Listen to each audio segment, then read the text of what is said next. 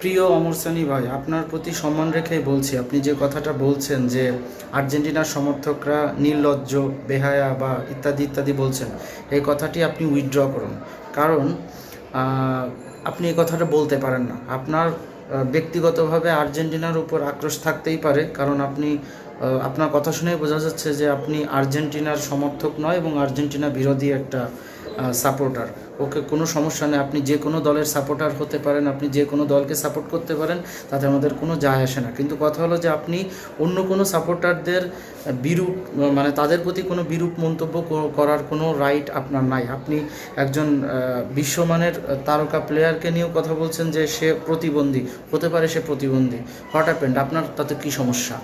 আপনি নিজের নিজের বিষয় নিয়ে থাকেন। সে প্রতিবন্ধী, তারপরে তার পরবর্তীতে কোনো সম্মান থাকবে কি থাকবে না সেটা তার বিষয়। আপনি আপনার সম্মান নিয়ে থাকেন, সে তার সম্মান নিয়ে থাকবে।